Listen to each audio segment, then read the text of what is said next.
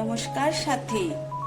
লাউ ডোকা আর চিউল কই যশোর খুলনা বাংলাদেশের দিদা ঠাকুমাদের কথা বাবার মুখে শোনা। রেসিপিটি শুনেই মন চলে যায় ওপার বাংলায় এবং খাবারের জন্য মনটা বেকুল হয়ে ওঠে। সাথী, আজ মনে করিয়ে দেই তো, চলুন দেখে নেওয়া যাক রেসিপিটা কি করে করছি।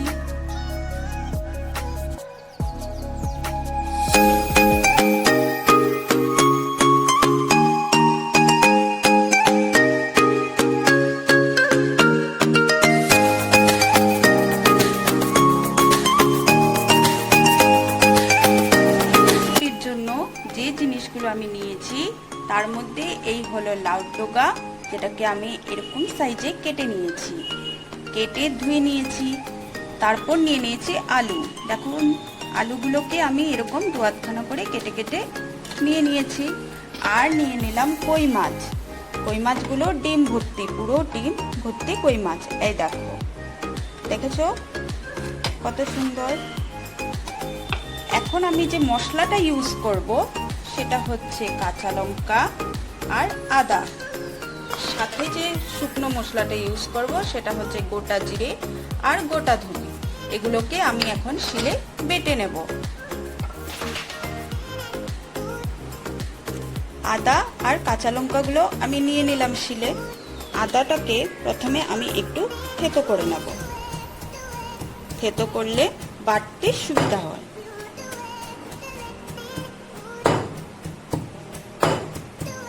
তারপর কাঁচা লঙ্কাগুলোকেও একটু থেতো করে নেব। থেতো করে নিলে মশলাগুলো বাটতে সুবিধা হয় আর খুব ভালো তাড়াতাড়ি মিহি হয়ে যায়। তোমরাও যখন শিলে বাটবে তখন এরকমই থেতো করে নেবে।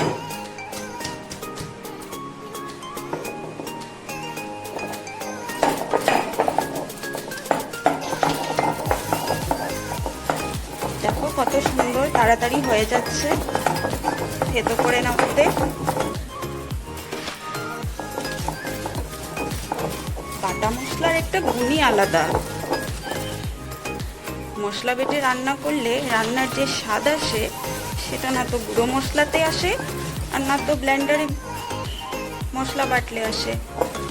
তোমরা চেষ্টা করবে যে রান্নাগুলো বাটা মশলাতেই করতে। আদা আর কাঁচা লঙ্কাটা আমি খুব মিহি করে বেটে নিয়েছি। এখন এটাকে আমি তুলে নেব।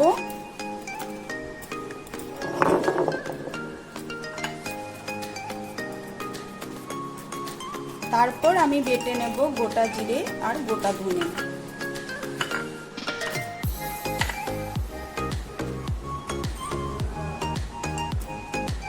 এখন আমি বেটে নেব গোটা জিরে আর গোটা ধনে। আমি সব মশলাগুলো শিলেই বেটে নিচ্ছি।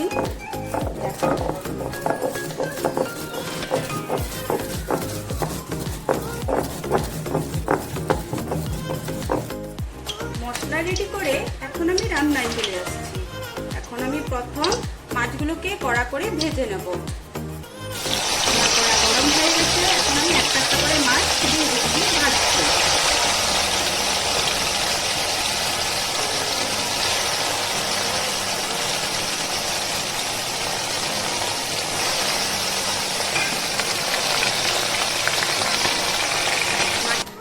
আমার মাছগুলো ভাজা হয়ে গেছে, দেখো বেশি কড়া নয় বেশি হালকা নয়, মিডিয়াম করে আমি মাছগুলোকে ভেজে নিয়েছি। এখন আমি তরকারিটা করে নেব। এই ফোড়নে দিয়ে দেব গোটা জিরে। গোটা জিরে দিয়ে এখন আমি এক এক করে সব সবজিগুলো দিয়ে দেব।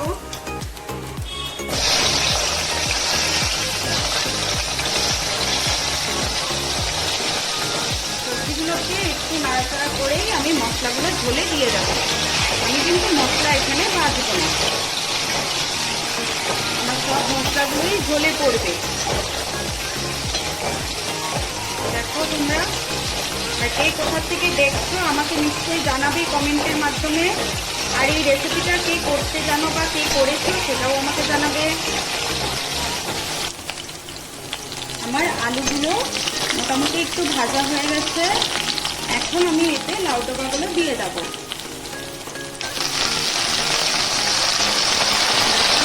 লাউ ডোকাগুলো যেটা ধুয়ে রেখেছিলাম এটা দিয়ে দিচ্ছি। ভালো করে একটু নাড়িয়ে নিতে হবে। নুনটা একটু পরে দেবে তোমরা, এভাবেই ভালো করে নাড়িয়ে নেবে, মিক্স করে নেবে সবগুলোকে। তারপর একে একে মশলা দিয়ে দেবো।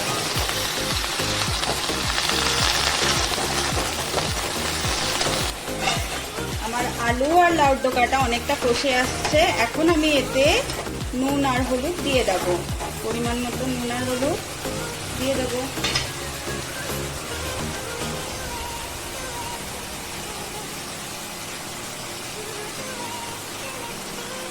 নুনটা আগে দেইনি, কারণ যেহেতু পাতা আছে মজে গেলে তারপর বেশি হয়ে যাবে নুনটা, তাই একটু মজে যাওয়ায় তারপর দিচ্ছি। এখন আমি দিয়ে দিলাম হলুদ।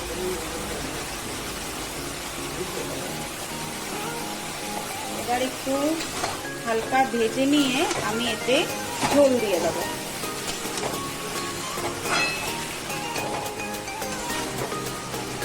এই তরকারিটাতে মশলাটা না ভেজে দেওয়াই ভালো, যত মশলা কম ভাজবে ততই ভালো।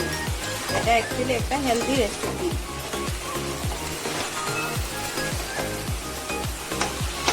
বন্ধুরা দেখো, আমি হলুদ আর নুন দিয়ে কিছুক্ষণ ভেজে নিয়েছি তরকারিটাকে। এখন আমি এতে পরিমাণ মতো জল দিয়ে দেবো।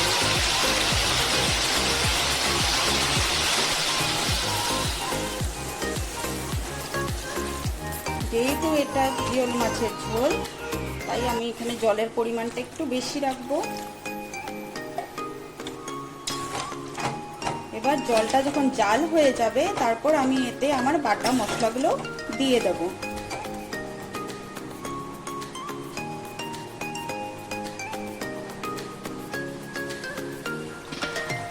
দেখো আমার ঝোলটা ফুটে আসছে। এখন আমি এতে দিয়ে দেবো সেই আমার বাটা মশলাগুলো। এই দিয়ে দিলাম জিরে আর ধনে বাটা, আর দিয়ে দিলাম আদা কাঁচা লঙ্কা বাটা। এবার আমি এটাকে ভালো করে নাড়িয়ে দেব। আরো কিছুক্ষণ ফোটার পর তারপর আমি এতে মাছগুলো দিয়ে দেব। এই মশলাটাই কিন্তু ঝোলের মধ্যে আসল টেস্ট নিয়ে আসবে, আর এটাই হচ্ছে আসল টিপস এই রান্নার, এই বাটা মশলাটা। দেখো বন্ধুরা, আমার ঝোলটা ভালো করে ফুটে গেছে। এখন আমি এতে মাছগুলো দিয়ে দেব। এই যে আমার মাছ, এটা এখন আমি একটা একটা করে দিয়ে দিচ্ছি। আমার রান্নাটা অনেকটা হয়ে আসছে।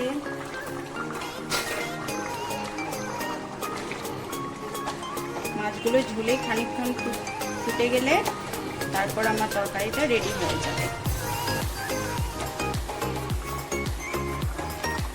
মাছগুলোকে কিন্তু একটু ঝোলে ফোটাবে, নয়তো টেস্ট লাগবে না কিন্তু বন্ধুরা।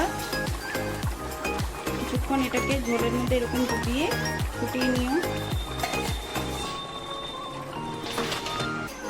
তো বন্ধুরা, দিদা ঠাকুমার জীবনের শেষ প্রান্তে রেখে যাওয়া রাশি রাশি অভিজ্ঞানের মাঝপথে একটি পথ। তোমরা বলবে এই পথটি তোমাদের কেমন লেগেছে, আমাকে নিশ্চয়ই জানাবে। আর তোমাদের ভালোবাসা আর সাপোর্ট ছাড়া আমার চ্যানেল তো এগোবে না, আমি এনকারেজও হব না। তো তোমরা অনেক অনেক ভালোবাসা আর সাপোর্ট দেবে। আমার চ্যানেলটা সাবস্ক্রাইব করতে একদমই ভুলবে না। আর এই রেসিপিটা কেমন লাগলো আমাকে নিশ্চয়ই জানাবে। হারিয়ে যাওয়া কিছু পুরনো রেসিপির মাঝে এটা একটা স্পেশাল রেসিপি। তো আজকের জন্য টাটা। আমি আবার চলে আসব এরকমই কিছু হারিয়ে যাওয়া পুরাতন ঐতিহাসিক রেসিপি নিয়ে। তোমরা পাশে থাকবে।